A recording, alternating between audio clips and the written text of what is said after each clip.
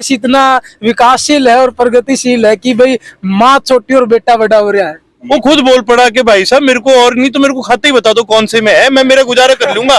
एक आदमी को इनने काम लगा दिया कि कभी तो जाके फलानी आईडी बनवाता रहेगा, कभी फलानी आईडी बनाता रहेगा। ये पहला इंस्टेंस नहीं, पर पहले भी ऐसा हो रखा है। आप एक चीज देखो, सीईटी के अंदर एक मेरे को एक साथी मिला, उसका स्कोर बाकियों से ज्यादा था और उसको फिर भी जॉब नहीं मिली। सरकार ने जब कई सारी ऐसी कंप्लेंट आई तो सरकार ने बोला हम रिवीजन करके दोबारा लिस्ट निकालेंगे, और दूसरी लिस्ट में उनको जगह नहीं मिली। जो कम क्वालिफाइड थे, जिनका कम स्कोर आया था, उनको मिल गई। ये जो सिस्टम है, ये जो बार बार इस तरह से युवाओं को परेशान करने की चीज है, ये सरकार को बहुत महंगी पड़ेगी। हमारा तो ये प्रयास है कि कल को इंडियन नेशनल लोकदल का राज बने तो ये जो बेफालतू का जो ये सिस्टम है, जो इतना दूर जाके पेपर देने वाला है, ये सारा बंद करेंगे, इसको स्ट्रीमलाइन करेंगे। एक सिंगल पेपर होगा जिसकी एग्जामिनेशन भी रियल टाइम में होगी और उसका स्कोर भी रियल टाइम आएगा, ताकि भाई सारी दुनिया के आगे सबको पता हो कि भाई सही मायने में कौन क्वालिफाइड है कौन नहीं। एक तरफ तो आपने बताया कि भाई सीईटी में जो है कोई मिला आपको और उसके नंबर ज्यादा थे, ज्यादा स्कोर वाला तो पीछे रह गया लेकिन कम स्कोर वाला आगे चला गया। लेकिन सरकार दूसरी तरफ कहो कि बिना पर्ची और बिना खर्ची पे काम हम कर रहे हैं। एक चीज बताओ, पेपर देने के लिए पर्ची तो भरनी पड़ती है और फॉर्म का खर्चा भी लगा है। किसी फॉर्म का 200 रुपये है, किसी का 300 है। उस पर्ची खर्ची का नहीं समझा? अभी मैं पूरी सुनाऊंगा तब मेरा पड़ेगा ना पर्ची खर्ची का। इतना तो लाग जाए। अब किसी भी पोस्ट की अगर कोई वैकेंसी आती है, कितने बच्चे लगभग भरते हैं उसको? 15-15 लाख, 18-18 लाख, 18 लाख बच्चे पर्ची भी भर रहे हैं, खर्ची भी दे रहे हैं, और पेपर कैंसिल हो जाएगा। फिर दोबारा पेपर होंगे, फिर लीक हो जाएगा, फिर दोबारा पेपर होंगे, फिर कैंसिल हो जाएगा। और यो हर बार पर्ची और खर्ची यो हर बार उस बालक ने लगानी पड़े। अब जिस लड़के ने 10 बार भी अगर एग्जामिनेशन के लिए पेपर दिया है तो उसने 2000 रुपये तो लगा दिए। कितनी बार उसने वो पर्ची भर दी, कितनी बार वो बस देके सफर करके आया है, कितनी रातें उसने अपने गांव में कहीं लाइब्रेरी में लगाई होगी, कितनी उसने क्लासें ली होंगी, कितनी उसने ऑनलाइन क्लासें ली होंगी। उसका तो दिन रात खर्चा लग रहा है, घर में तो कुछ आ ही नहीं रहा। और सरकार को भी वो खर्चा दे रहे हैं, वो पेपर देने के लिए उसको खर्चा करना पड़ रहा है। और फिर भी उसके बावजूद ये पेपर ही जब ढंग से नहीं होते तो फिर क्या कर लोगे? ये क्या कि खर्ची पर्ची तो तुम करवाई हो दिन रात लड़कों से, और करवा क्या रहे हो? रोजगार तो दे ही नहीं रहे। ये तो है ही सिर्फ खर्ची पर्ची की सरकार। और किस चीज की है ये? तो सरकार, मैं कहूंगा पूरी सरकार ये कागजी है।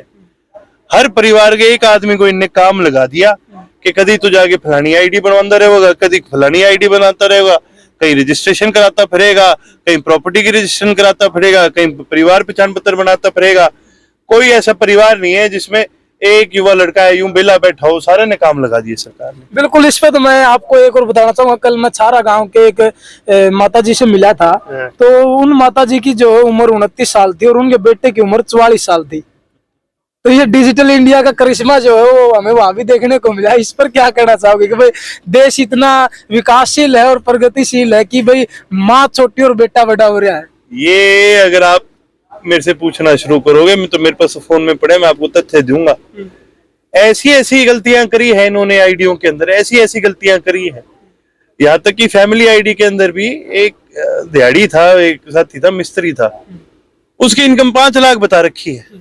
वो खुद बोल पड़ा कि भाई साहब मेरे को और नहीं तो मेरे को खाते ही बता दो कौन से में है, मैं मेरा गुजारा कर लूंगा। क्या अपन ने नहीं चाहिए कोई आईडी फाईडी, मैं तो बस खाता बता दो कौन से में है मेरी इनकम। ये ठीक है, हर जगह ये चीज, मतलब कोई किसी चीज का सेंस नहीं बन रहा। और छोड़ो, मुख्यमंत्री साहब ने एक नया पोर्टल चलाया है इसका खाद के लिए, कुछ एरियाओं में शुरू करा है इन्होंने। तो बड़ी मजे की बात देखिए, उसके अंदर जब आप खाद की अपनी रिक्वेस्ट डालते हो तो उसमें ये भी बताना पड़ता है कि भाई क्यों चाहिए खाद।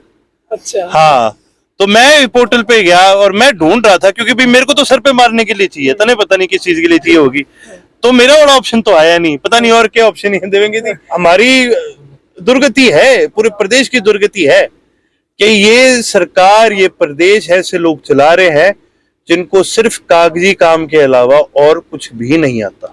परिवर्तन यात्रा के बाद जो है इनेलो की सरकार प्रदेश में बना है, तो इन जो हालात है, जो स्थिति बनी हुई, इस स्थिति में क्या कुछ परिवर्तन आएगा? देखिए, परिवर्तन तो प्रदेश ने आज ठान रखा है कि हमने लाना है। आज तो प्रदेश को ये फैसला करना है कि इस परिवर्तन का चेहरा कौन बनेगा, इस परिवर्तन को किसके माध्यम से देखना चाहते हैं। और ये चीज भी कोई शक नहीं है, लोग आज भी याद तो जननायक चौधरी देवीलाल की नीतियों को ही करते हैं और लोग देखना चाहेंगे चौधरी अभय सिंह चौटाला जी को एक बार एज अ मुख्यमंत्री हरियाणा प्रदेश का। अब हम गांव गांव जाते हैं तो लोग एक बात कहते हैं कि भाई सारे देख लिया हमने, भाई यो आदमी पक्का है, यो आदमी सच्चा है, एक मौका तो इसने देवांगे ही देवांगे। आज मैं नहीं कहता, ये गाँव गाँव का, आप किसी गाँव में चले जाओ, कहीं चले जाओ, लोग हमेशा ये बात कहते हैं। परिवर्तन यात्रा के दौरान देखा गया कि पिछले दिनों जो है चौधरी अभय चौटाला को जान से मारने की धमकी मिली है व्हाट्सएप के कॉल के माध्यम से। क्या कुछ कहना चाहोगे, कुछ असर पड़ेगा उस चीज का या फिर कुछ कोप देखने को मिलेगा? नहीं, यात्रा पे तो इसका कोई असर नहीं पड़ेगा, क्योंकि देखिए जी, ये पहला इंस्टेंस नहीं है, पर पहले भी ऐसा हो रखा है। हम इन चीजों से ना तो डरने वाले लोग हैं और ना कोई हम अपने कर्म से पीछे हटेंगे। यात्रा जैसे चल रही थी चलती रहेगी, ना ही कोई मेरे को लगता है इसका यात्रा पे फर्क पड़ेगा।